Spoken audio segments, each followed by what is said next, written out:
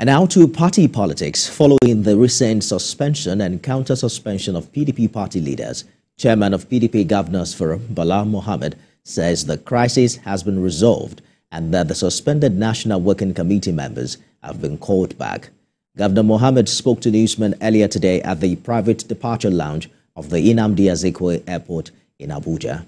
Meanwhile, the governor of Bauchi State also spoke about the situation in the party at the flag-off of the governorship campaign in Ondo State. He was accompanied by acting national chairman of the PDP, Umar Damagum, and governors of Oyo and Osun states. He asked the people to vote for the PDP next month to bring development to Ondo. Go out word to word, house to house over the next 3 weeks. Win souls for PDP. It shall be well with us. Opportunity have come to you once again to change the narratives, to change hunger, to chase poverty and insecurity. Abola Ajayi is a well-tested candidate that can deliver dividend of democracy to all of you in Ondo State. And I want to assure you that this party is one. There is no faction. There is no division. We are together. And you can see we are all here. So it's a few weeks to the governorship election in Ondo State, and we're following developments there. Governor Aiyedatiwa approved the minimum wage of 73,000 naira as against the 70,000 naira signed into law by President Tinubu. And this has got the People's Democratic Party talking, criticizing this development as what they call a Greek gift a month to the governorship election. How sustainable is this policy? Is this in the interest of civil servants in the state or mere strategy to win the November 16th election? We'll have quite a number of questions on the program tonight. I'm joined by lawyer and senior special assistant to the Ondo State Governor Strategic Communication, Alan Showore. Mr. Showore, thank you for joining us on the program. Good evening. Thank you for having me. Indeed, you were here about a year ago. I remember we were talking about the impeachment saga in Ondo, and it seems that the side you were on really did favor you, saying your new portfolio, perhaps congratulations, is still in order. But Mr. Governor now has a major hurdle ahead of him. The PDP has described his approval of 73,000 naira minimum wage a mere Greek gift to cajole the workers to vote for him next month. How do you react to this? Thank you very much once again. We must educate members of the PDP that the minimum wage is a law. In other words, it is an act of the National Assembly, enacted, duly enacted, and all governors, including local government chairmen, even the private sector, must obey that law. So what did Governor Lucky Aiyedatiwa do? He just added 3,000 naira to what the national or central government has done to at least ameliorate the challenges, the economic challenges of workers, to demonstrate his law, his commitment to workers. And that is very obvious, Mr. Showore. What the PDP is saying is that it should have increased the workers' salaries before now. Why wait till 2 months after the bill was signed and just about a month to election day? Even the federal government that enacted the act has not started implementation. You see, we play politics with so many things in Nigeria. The new minimum wage just came, and few governors have just started making pronouncements about it. And the governor has just joined his other colleagues to say, oh, we are going to pay minimum wage, and in addition, we are adding 3,000. We have seen governor of Edo, Ogi, did the same thing. Ogun did yesterday. So the governor of Ondo State did 3 days ago. So what is the difference? The governor are just embracing the new minimum wage. But the PDP knows members of the PDP know very well that they are becoming unpopular, that Governor Lucky Aiyedatiwa is acceptable, and it's like a moving trail. So, Mr. Showore, you are saying that this has nothing to do with the forthcoming election, right? It has nothing to do with it. But there are also there are concerns about the exact amount workers will get after consequential adjustments and the economic buoyancy of the state to sustain this new pay. What are your thoughts in this regard? Yes, I am. Before now, I was a level 14 officer. I know the civil service. The governor has set up a tripartite committee to work out the details of the consequential order, what the union will call relativity. And the moment that is worked out, Ondo State is an oil producing state. As a matter of fact, we are fifth in oil production in Nigeria, and we will do everything to ensure that this is fully implemented to the benefit of the people. Perhaps that's why Mr. Governor should have added more than 3,000. I think Kogi is paying about 77,000. Ondo is oil producing after all. Yes, look, this consequential adjustment, there are policies there. You can pay 77,000 and ended up not paying up to the state that pays 73. It depends on how you actually want to implement. If you want to graduate it from level 001 to level 17, the way it should be, 73,000 naira is a deal. It's good for both the workers and the government for sustainability. But if you want to play politics with it, you can even say you want to pay 80 and refuse to graduate the increment accordingly, because in actual sense, nobody or no worker is on level 01. School start entry point is level 4, graduate is level 8. Step 2, doctors in Ondo State will enter the civil service with level 10, level 12, 13. Nurses will enter with level 10. Engineer will enter with level 9. Lawyer will enter with level 9. So in actual sense, nobody is on level 01.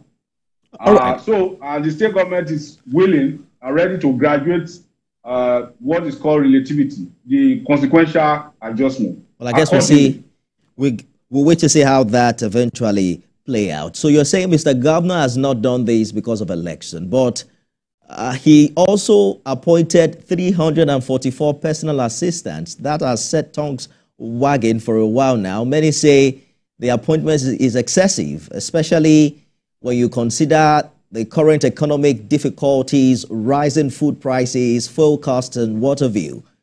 Prioritizing political gains over the welfare of the people and placing a financial burden on the state. That's how opposition puts it. Yes, you see, there are a lot of people, particularly politicians, who don't know what is actually development. Government caters for everybody, every sector, including the prisoner. So what is important is that the governor has appointed people from Ondo State, qualified, competent people from Ondo State who will benefit and at the same time who will serve the people.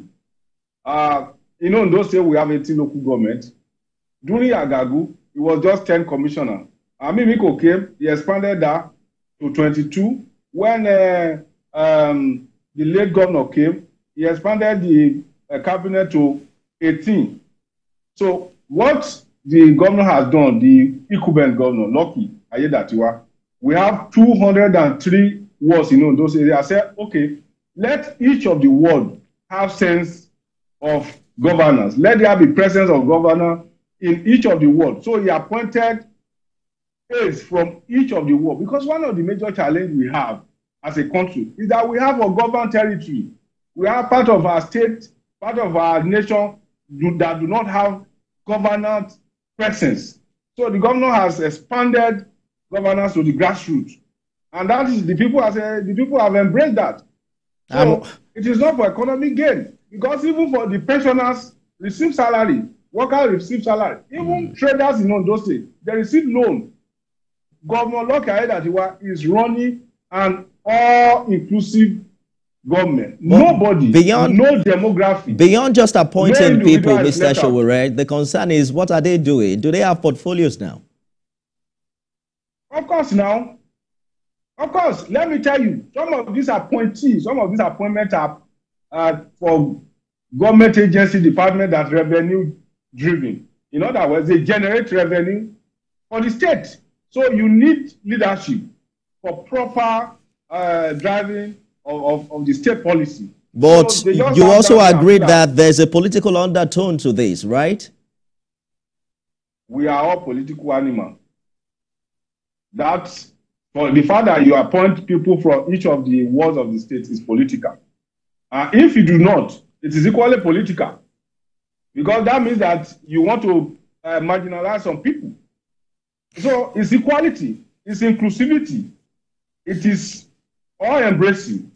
All right. So what you should talk about is that maybe what they want to say is that it's partition. And the appointments are not partition because there are some professionals who are not necessarily members of any political party, who are, professional, who can drive government policy very well because of their experience. I hear you, Mr. Sowore.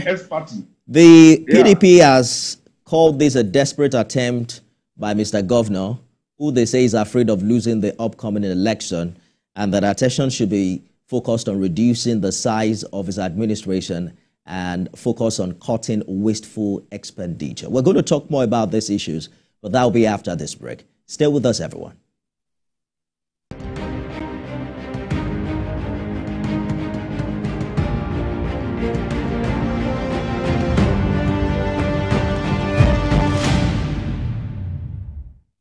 Lawyer and senior special assistant to the Ondo State Governor on strategic communication, Aiyedatiwa Sowore, thank you for staying the course on the program this evening. There's the issue of whether or not the Ilajes will be deprived of the opportunity of an 8-year tenure, considering Mr. Governor's peculiar situation. I spoke yesterday with Benson Enikume on the show. I'd like you to listen to what he had to say about this. The primary was to be conducted. I said he will be changing us because the Ondo South will be entitled to 8 years of governance. That because of the provision of the Constitution, I think Section 182 or 83, subsection 3, which says that once you take over from somebody who dies or leaves office, you are only going to contest just for one more term.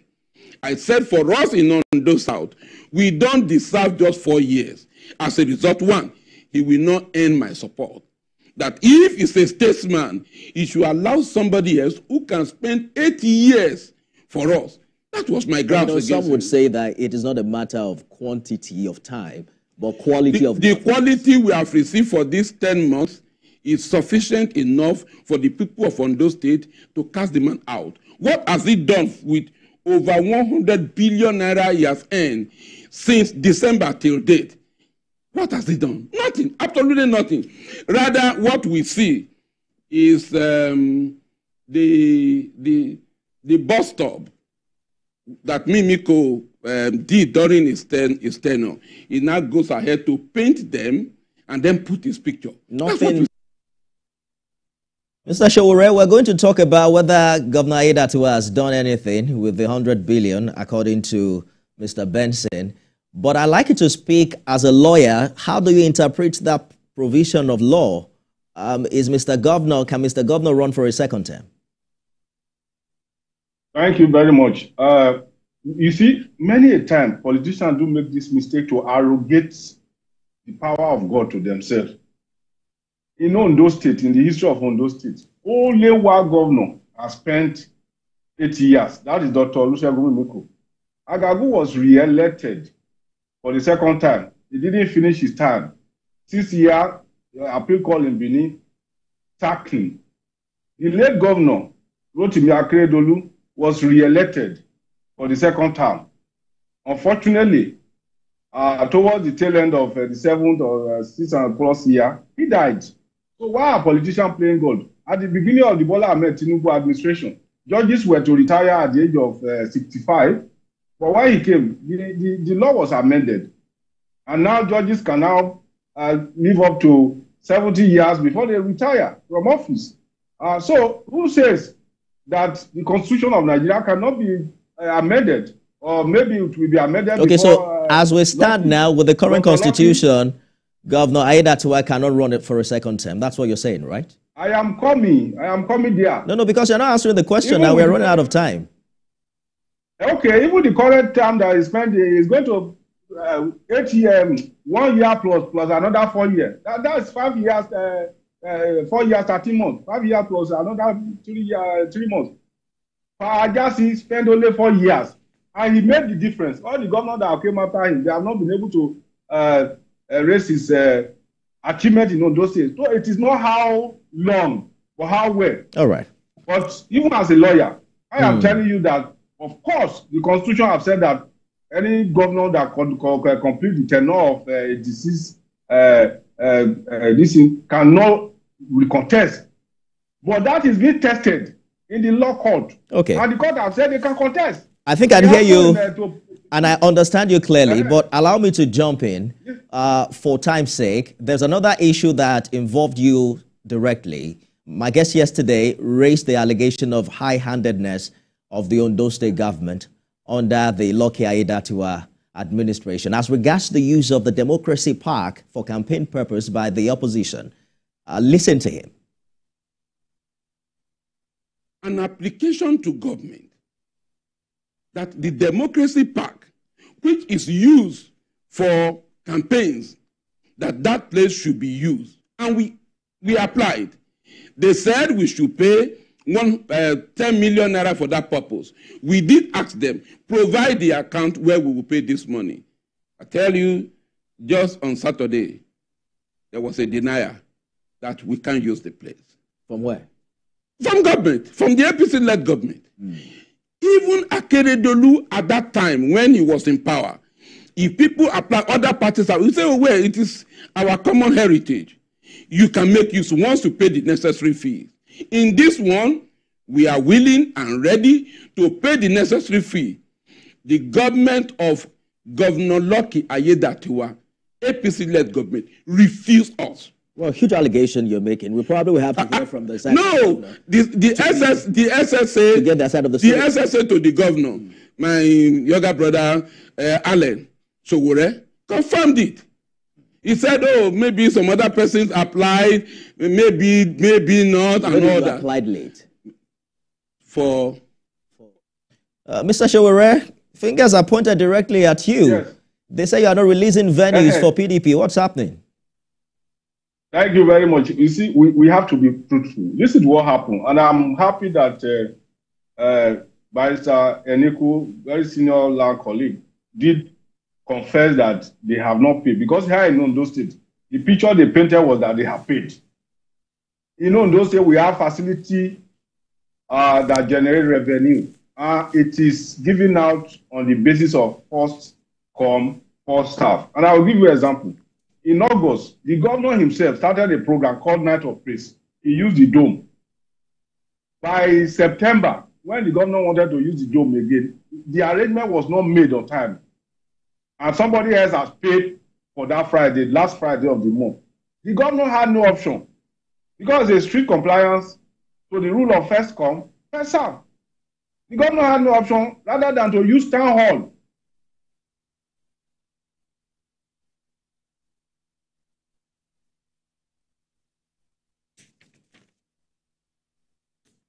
We're going to hope that we can reconnect with Mr. Sowore to get the position of the Lucky Aiyedatiwa position on the allegations brought against it by the opposition. Mr. Sowore is back. Please go ahead. Responsible for that. By the time the agency that is responsible for the process of the application check the application they have, they saw that another group, a support group called the TLG, have paid for the venue before them. And they were told to use other venue. They said no. Why you will know that the lie is that the IDRO account in Ondo State is public. So it couldn't be that they don't give their account. You can just walk into any bank in Ondo State and say you want to pay. If you are paying for Dome, the account is displayed there. So who knows? Maybe they don't even want to pay. They just want to use it for political gimmick, because this is not happening for the first time. Many a time PDP don't, even when they have the money, they don't want to pay for venue. They just want to use propaganda so that to curry public sympathy. But this time it didn't work, because even as we speak, the people that pay for the venue, they are there. So the allegation is not correct. All right. We even talk about this. We said they have three options: either to approach the group that pay for it, maybe they'll shift the group to other place, or they should shift their own date, or use another facility owned by the state. They say no. They were just going to the media to blackmail the government that the government has stopped them from using. Who is stopping PDP from using that? Even the entire people of Ondo State were waiting to see the drama. How many national chairmen of the PDP that will come? So for us, it's even painful that they didn't pay on time, because we will have witnessed the drama well, of the multiple national chairmen. We eventually saw that happen today. The PDP at the national level says it has united all the warring factions. The acting national chairman was in Ondo today, alongside with some PDP governors with their mega rally. I'm sure you saw that yourself. However, the PDP governors have now demanded the removal of the resident electoral commissioner, Oluwatoyin Babalola, who they say is allegedly plotting to manipulate the poll in favor of a particular party, based on where she's from. And they say there are certain things she's done and that she said. How is the APC and Mr. Governor reacting to this? Even the APC and the government, we are worried, because when INEC released the number of agents, the PDP has the highest number of agents, even when the APC supply and apply a certain number of agents and uploaded even before the close of the INEC portal by 12 o'clock. INEC shut down their portal against the APC by 9 o'clock. We understand this gimmick, because immediately the INEC released the list of agents they took from PDP, which is higher than that of APC. The PDP went and protest in the front of INEC office just to create a scenario that, they are not fighting. They are friends, because on many occasions, we know those who are giving INEC staff rice during Christmas. And so if they are calling for the removal of the rec or some of the senior staff of INEC, we are into it. Two of us, maybe that is the only place we will agree. Are you saying that your party also has no confidence in INEC leadership as it's currently constituted in Ondo State? We have some very senior officials of INEC in Ondo State that are in bed with the PDP. Wow. We have. So at the appropriate time, we are going to demand for their removal. Are you saying the APC is also asking for the resident electoral commissioner to be changed? I am telling you, I don't want to be specific now. It is not only the resident electoral official. We have some very senior officials of INEC in Ondo State that are in bed with PDP. That I can tell you. And at the appropriate time, when we are done with concluded with our plan, we will demand for their removal. This election is going to be conducted on the basis of popularity, acceptability, and credibility. Right. Nobody can come through the back door. I hear you clearly. All this media showmanship. I hear you. Know the game. We have to go now. Alan Showore, Senior Special Assistant to the Ondo State Governor on Strategic Communication. Thank you so much for talking to us. Thank you for having me. That's our program today. You can watch it again at midnight and at 6 a.m. tomorrow. I am Nifemi Oguntoye.